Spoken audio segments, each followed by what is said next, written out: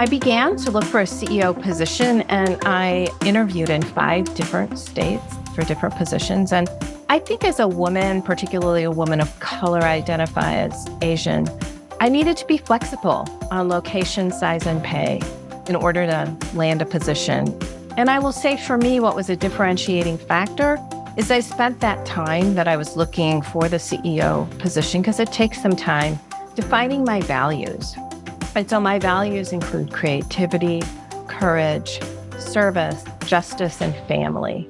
And I had those front and center when I went out looking for that first CEO job.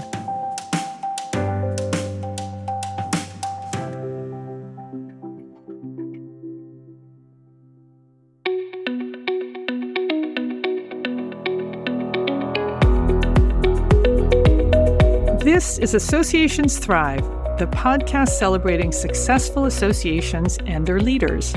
I'm your host, Joanna Pineda, CEO and Chief Troublemaker at Matrix Group International. Listen in as top association executives tell all, revealing the creative and innovative ways they're increasing membership, generating revenue, nurturing engagement, and reimagining their organizations. By the way, if you've launched a new initiative, created new member services, or updated your governance structure and are seeing great results, I want to hear your story, and so do my listeners. I'd love to have you as a guest. Go to podcast.matrixgroup.net and apply to be on Associations Thrive. Now let's dive into this week's show. Today, I'm speaking with Wendy-Jo Toyama, CEO of the American Academy of Hospice and Palliative Medicine, or AAHPM, and AAHPM is a client of Association Management Center. Wendy, welcome to the show. Hi, Joanna. I've been looking forward to this conversation for a while now. Gosh, me too. Hey, so tell us about AAHPM. Yeah, so AAHPM, we're really dedicated to ensuring that patients and families who face serious illness can get the care we need. So we do that a couple of different ways. We make sure we provide enhanced learning. We cultivate knowledge and innovation around the topic. We strengthen the workforce, and we really advocate on public policy issues to achieve that vision. So we're made up of interprofessional members. We have more than 5,500 members, and they can be physicians, nurses, social workers, chaplains, PAs, pharmacists, researchers. About 10% of our membership is interdisciplinary. So, Wendy, what does it mean to be 10% interdisciplinary? So 10% of our members are nurses, pharmacists, physician assistants, researchers, social workers. The rest are physicians. So Joanna, it's interesting. When I decided to be a CEO, I knew I wanted to work with interdisciplinary medical associations. And I think if anybody has had a family member who's faced a complex illness, you know how frustrating it can be to get the care you need. And I think that model of interdisciplinary care, where a team comes together and provides care, is the model for the future that we need to be looking at. So it was important to me to work with an organization that valued the entire team. So being interdisciplinary as a medical association means that we have the physicians along with the interdisciplinary team members who work together when you have a loved one who is facing palliative care and hospice. Wendy, that totally makes sense that a team would be focusing on end-of-life care. Maybe you can tell us a little bit about what is palliative medicine? Yeah, so palliative care really is focusing on improving the patient's quality of life through managing pain and other distressing symptoms that come with serious illness. Palliative care is provided along with other medical treatments.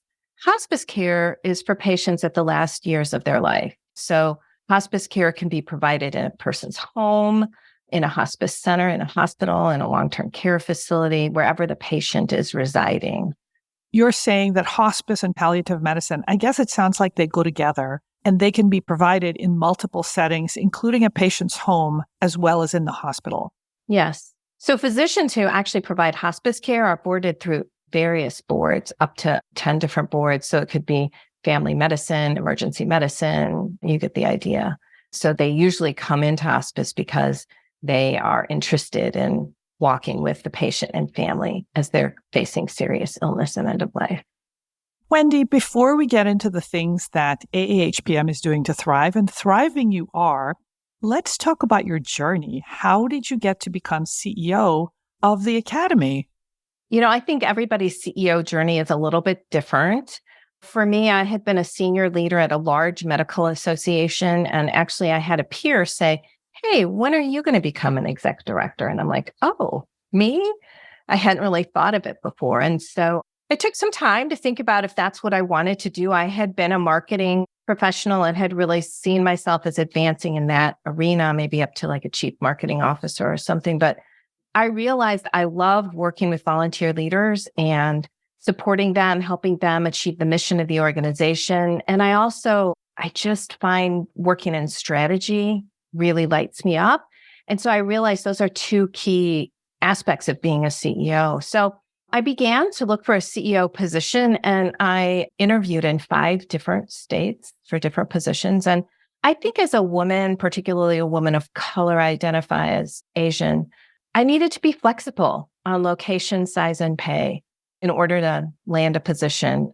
And I will say for me, what was a differentiating factor is I spent that time that I was looking for the CEO position, because it takes some time, defining my values. And so my values include creativity, courage, service, justice, and family. And I had those front and center when I went out looking for that first CEO job. And so my last organization, which was my first CEO job, was also an interdisciplinary association. It was the American Cleft Palate and Craniofacial Association. So an organization like ours that works with families, right? I think both organizations do courageous work, and being a CEO, you need to be a servant leader. So there were a lot of things that really aligned with my values. When I landed at the Academy, I was looking for an opportunity to grow. And again, for me, the organization aligned with my values. This would have been in 2019. I was also looking for an organization that was committed to diversity, equity, and inclusion.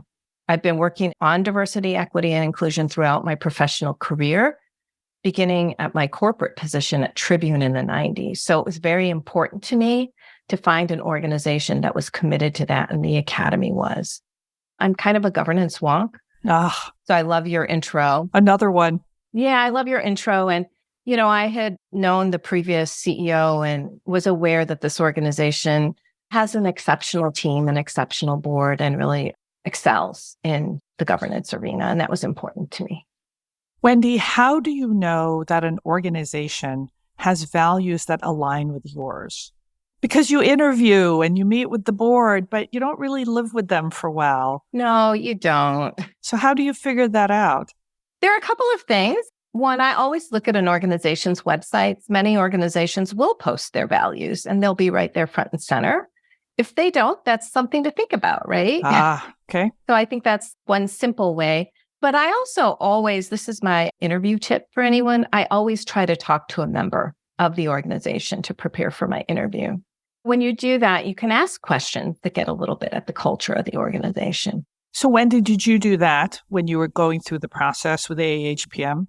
I did. I actually ended up talking to a social worker who was a member, which was interesting. My college roommate had done hospice work at one point in her career, and I reached out to her and she gave me a colleague who was a member and a social worker. So, Boy, I love this. Making your values explicit, making it front and center during the interview process. How do you demonstrate and live the values with your staff? That's a great question. And it's one of the things I love about being CEO. If you've ever worked at an organization and you say, "Oh God, I really don't like the culture," if you're the one heading it up, then that's your own fault, right? Yes. So being the CEO, you do have an opportunity to set that culture. And I think for us, it was interesting. I started during the pandemic, and then shortly thereafter was the upheaval with George Floyd's murder and the racial reckoning that followed. And I think some of the things we did were very visible. We made space to come together and mourn. We made space to come together and process what was happening. We also make sure that we are aligning our resources with those values. So you can't say you're committed to DEI and then not have any person who is assigned that duty or any volunteer body who's doing that work or any budget line for that. I think the other thing we learned around that time is everybody on our team was very committed to it. And so we were committed to it. We were including it in everything we do.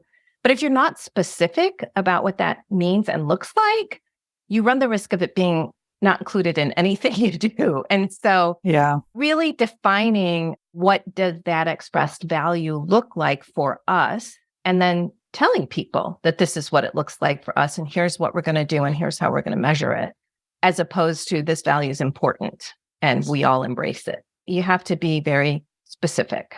I love how you're really incorporating the values into your leadership journey. And you hope that the values were there before you came and that they'll last even after you're gone. Yes, of course. That's part of hiring, and that's part of creating the institutional structure. Yes. Is there a particular value that is being tested right now?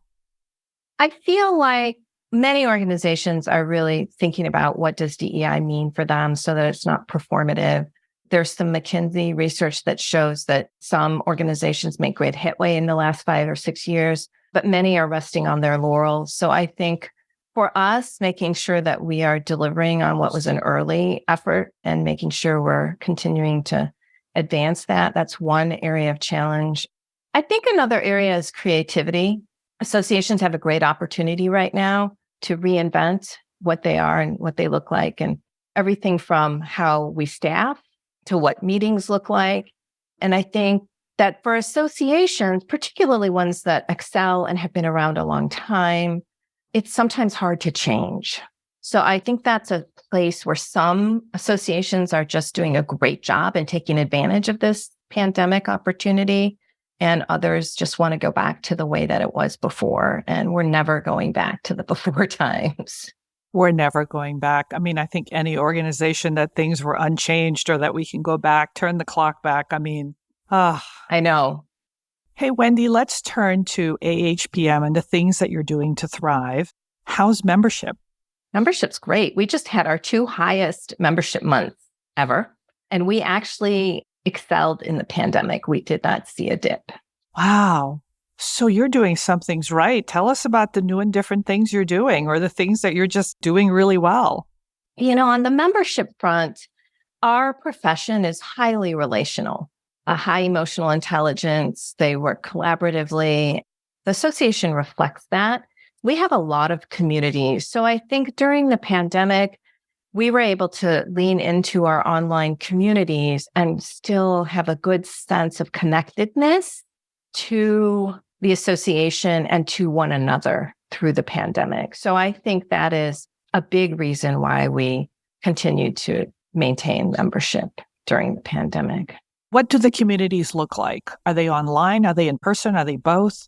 I think before the pandemic, they were both. I think during the pandemic, they were all online.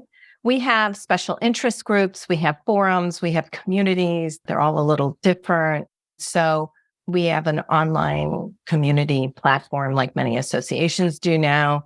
And we just had our first in-person meeting in 4 years, and it was wonderful. Many of the special interest groups met in person finally. Yay. Which was really exciting. It was very exciting to see the energy around the table from the groups, which if we hadn't been maintaining that energy virtually, wouldn't have showed up the same. Yeah, so you say that there are 4 things that you're focused on as CEO. Maybe you can tell us about them. Yeah, so I would say there are 4 innovations that we're doing that are a little bit different, maybe, than other associations. We're interdisciplinary. I can talk a little bit about that. We're a 501c3, but really have been establishing a culture of giving or philanthropy. We're an early entrant on DEI work, so we're looking at taking that to the next level. And we're also creating a data analytics function within the organization. So where do you want me to start? Wow. Well, let's start at the beginning. So when you talk about being interdisciplinary, so you've got 90% physician members and 10% interdisciplinary members. Yeah. What's that looking like, and where do you want to be? Yeah. So what I really love is the diversity, equity, and inclusion work we did. I think we were forerunner on this, really identified the need to do more with our interdisciplinary members. And so probably about 5 years ago, after listening conversations, conducting climate surveys with our members, really kind of understanding on the DEI front what our members were looking for. We created Voice and Vote for our interdisciplinary members. Wow. So what that means is we expanded our board 2 positions and we added 2 interdisciplinary team members to the board. What's interesting is those members started I think November of 2019. So wow. Initially, it was hard because this was a new endeavor. And I think every board member felt like it wasn't real in the pandemic, all the virtual board meetings. So I think it must have been really hard to be sort of this new interdisciplinary member on the board at the same time too. But yes, so we've included Voice and Vote, and we also had a task force, an integration task force that then looked across the association to say, now that we've done this, what other things do we need to be doing and changing? So it ran the gamut from creating different awards or expanding eligibility for awards, expanding the eligibility for our fellows. So now we can have folks who are nurses, researchers, social workers become fellows of the Academy. You do not have to be a physician to be a fellow of the Academy. So just really looking across the whole organization, it's relatively new. I think that there's more we can do there, but it's exciting to see that. Man, that's super exciting. Was this a tough discussion to have with the physician members? Yeah, so it was. I wasn't there at the time, but I have read the survey result, and it was. And I think in the end, we are still an organization that represents the physicians who do hospice, that specialty. We are the home for that. That won't go away. I don't think that means we can't also be the home for the interdisciplinary team that cares for these patients, right? But I believe it was tough. Yeah. Yeah. Huh. I've worked with other organizations that have changed their categories of membership to include interdisciplinary members. And in some cases, it was a big fight. And in some cases, the interdisciplinary members were really angry. Yeah. Because they felt like nurses, for example, with one group I was working with, were really cranky because they said, we provide the majority of the care and yet we can't be members and we don't have a vote. Yeah. So for us, it's new. I think we can get better at asking ourselves, how can we ensure we're inclusive? How can we ensure it's a place everyone feels they belong equally? How can we make sure we're delivering value? The other thing is we don't want to displace the hospice, HPNA, Hospice Palliative Care Nurses Association. They exist. They have a role. And, our hope is that our membership complements theirs, and nurses may choose to belong to one or the other or both. We're not trying to compete with them, right? Yeah. So we have to be thoughtful about that as well. I think when you come to our meeting, for example, we're trying to have topics that include the interdisciplinary team and speak to the interdisciplinary team among our topics. And speaking of inclusion, DEI is one of your areas of innovation. So talk to us about the different facets of DEI in the organization, because it sounds like there's a leadership, there's membership, there's the patient care, there's health equity issues. I mean, it's kind of the profession, the field is rife with DEI issues. Right. Yeah. So when we started our effort, we really identified an opportunity to create 5 new affinity groups. So we did that about 5 years ago, and we created a Latinx, a Black families, patients and professionals group, Asian and South Asian group, LGBTQ+, and I think it was over 65. What was interesting about the groups we created is there was some thought and consideration. They were not limited to people who identified that way. They were open to folks who may care for patients that identify that way or want to be an ally. So they are not closed groups, which was a choice that came up through our members. So that was one of the early things we did. And I will say we have a diversity and inclusion committee. We created a diversity and inclusion plan. We had 50% of a person dedicated to the diversity and inclusion work. We had done a survey. But when I got here, the efforts had kind of plateaued, I think, for a little bit. And then George Floyd was murdered, and we really needed to look at how can we take our work to the next level. We need to look at how do we measure success? Do we want to include social justice in the work we're doing? Wow. What does it look like, right? And so we decided it was time again to do a survey. So we allocated funds to survey the membership on the topic. We also had our dedication from a staff side had dropped from 50 to 25%. So we reallocated staffing to push that back up to 50%. And we now have a manager of diversity and member engagement.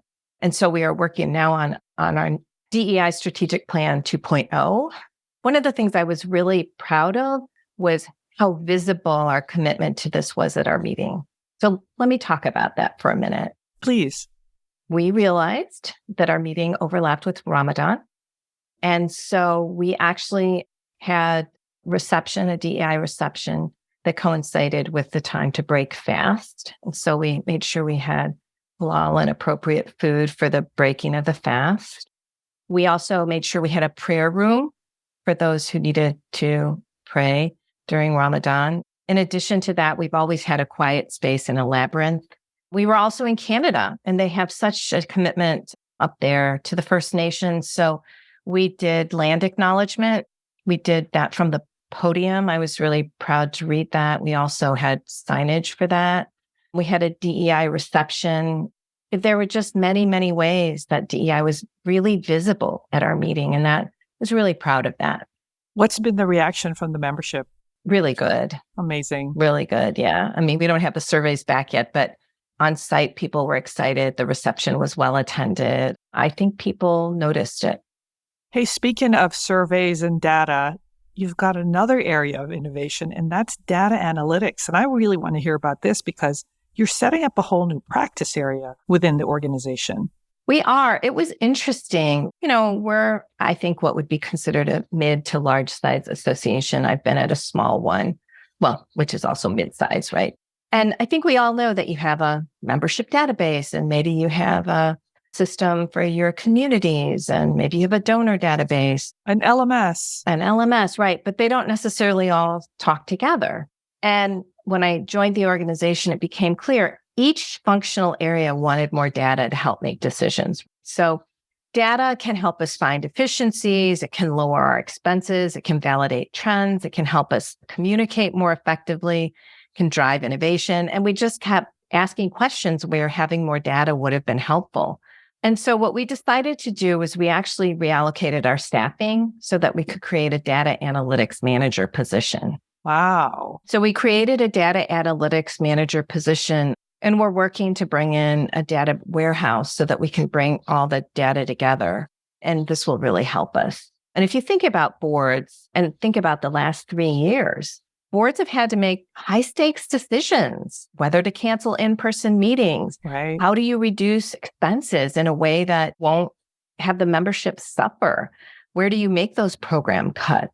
How do you identify alternative approaches? And, now decisions around where to locate the meetings. I mean, these are really tough decisions, and having data can really help the board and help inform that decision-making. So we're really excited. We're just at the beginning of the effort.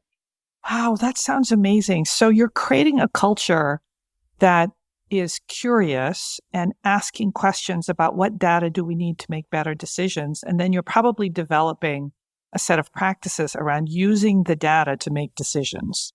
Well, the other thing we want to do in addition to that is dashboard. So I work hard to create two-way communication with the board. I want to make sure they're updated, but I would love to be able to do it through a dashboard as opposed to, people are so busy and they're so drowning in email. So I'm looking for ways that we can quickly convey key performance indicators or accountability measures or whatever you want to call them to the board, but also to the staff team. I want to make sure we're looking at those and we're holding ourselves accountable and asking, what does success look like? How do we measure it? And then doing that, measuring it. Yeah. We are going to have you back, in the next year so you can report on your data analytics practice. I know, for example, I had one client that was looking to see if the location of the meeting changed the composition of attendees. Oh, yeah. And conventional wisdom said that it did. But when they actually looked at the data and mapped the attendance, it did not. Yeah. So then that gave them freedom to really locate the meetings in different places. Mm-hmm. In the meetings industry, there's so much money spent around location and trying to identify the location and we also found at another organization that the location was not what the meeting was about. The meeting was about the learning and the content and the connections. And it could be held in a number of places and be successful. Right. Hey, so your fourth area is establishing a culture of giving. Yeah. Well, I think for me, I'm going to say when I look to be a CEO, or actually, frankly, when I look for any job in the nonprofit arena, the first thing I do is I look at the 990 and I look at the revenue streams. Sure. And I want to see a really nice, pretty pie that has a lot of different slices. And I think a lot of organizations during the pandemic, especially, really focused on diversifying revenue streams. And so one of the revenue streams that some 501c3 associations aren't really taking advantage of are development and raising money. And so at my last organization and this one, both of them, we've really been working on creating a culture of philanthropy and educating our members on why it's important to support your professional association. So I think our meeting maybe contributes about 26% of the revenue, membership about 22%. Don't quote me on the numbers, and then we have landed some large grants. But have we been raising funds? And the decision to give from ASAE showed us that association members are as likely to give to their own association as to another nonprofit. The biggest reason they don't give? They're not asked. They're not asked. Mm-hmm. Yeah. I think the level of members who give to their association is about 7.2% is average, which I think is low. Right. As a former fundraiser, I think that's low. Particularly in passion-driven organizations, that are centered around purpose.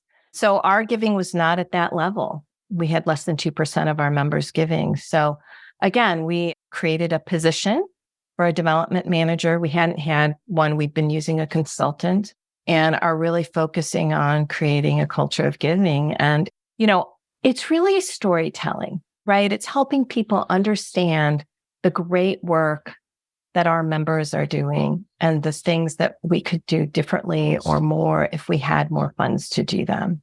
And so it's been really fun. The guy I came in is a storyteller by nature. And so we're starting to tell those stories and steward our donors and do all those things to express gratitude for people who support our mission. So you're telling other C3s that you don't just have to rely on dues and events and publication sales, right? That you can also solicit gifts to support the work that you're doing. Yes, you can. And I would say if you're going to do that, get a development professional to help you. Absolutely. Don't tap the mother who runs the PTA bake sale because that is what you will get then, which is great for the PTA, but not what you want at your association. There's a credential out there. Absolutely. Yep. And there are people who do this work, and you need to get someone in who knows how to do this work to help you do it well and right, and to really honor the donors and create that culture. And we're getting there. At our recent assembly, we really tried to weave that into the meeting as well. And I was really pleased with that. And in addition to getting a few pledges on site, a large donation, one of our employees said, I think I'm going to give. Oh, wow. Which is good. So we haven't yet rolled out a campaign to our employees. We want to wait for the right time, but we're seeing the employee donor number creep up too, which is nice. Amazing. So 4 kind of centers of innovation at AAHPM. Before we go, Wendy, you've got a special role at ASAE devoted to DEI. Can you tell us about that? Yeah, so I had been a former chair of the D&I committee. Currently, I sit on the research committee for the ASAE Research Foundation and have been looking at some of the DEI work there. And what I'm probably most proud of recently has been being a part of an AAPI advisory group. And so there's a group of us within the association space who are looking at representation of Asians within associations. And we are wildly underrepresented, actually. Is that because our moms want us to be all doctors and lawyers? I don't know why it is. We've had robust conversation. We think there is something about the fact that, none of us, except for maybe the Engel brothers who founded AMC, said, I'm going into association management. Right. So you kind of find your way in the space to begin with. But I do think that potentially nonprofits are not seen as the kinds of career paths maybe that are hoped for their children. We don't know. We don't have data. But what I will say is that I was looking to do this at the forum when Michelle Mason was there. And I actually opened up my LinkedIn. I had more than 1,000 contacts. I was trying to look for people. And less than 1% of my contacts were Asian in the association space. There were only 2 other CEOs that I knew of who were Asian, and none were women. Nobody looked like me. Wow. And there is a bamboo ceiling. There is a gap at middle management. And Asians are the group that has the largest gap in leadership. And so it's really something I'm passionate about is after the spa shootings in Atlanta, and I decided I really needed to lean in and use my voice. And so I think there are a number of us who are doing that now and wanting to ensure that we think about how we can create a space for Asian and Pacific Islander professionals to feel like they belong and thrive and grow and move all the way up to a CEO leadership position. As I'm interviewing CEOs, it strikes me that each one of them brings something different to the organization, and they bring different superpowers. So what's yours? Oh, this is such a tough question. When I think about superpowers, I think we have different superpowers at different times because times need different things. And so I think for me, the superpower that I really leaned into during the pandemic is pausing. Pausing and helping my team to pause. And what I mean by that is I think that it's good to say, why are we doing this? Does this make sense? Is there another way to do this? And I think at associations, we have so many high executors, right? They get in there, they get the job done, check, check, check. And they don't necessarily think, oh, I should pause, and giving people permission to pause and really think about what they're doing. And if there's a better or different way, I think was really important during the pandemic. So I think for now, I would talk about the superpower of pausing. Amazing. Well said. Wendy, let's work together. And when this episode is published, let's put together some great resources in the show notes. Okay. About the work that you're doing, your centers of innovation, as well as this initiative at ASAE. Will do. Wendy, I want to thank you so much for spending so much time with me today, for sharing your journey, and for sharing the amazing things that AAHPM is doing. I hope you'll come back. Oh, thank you. I would love to chat with you again, Joanna. It's been a joy.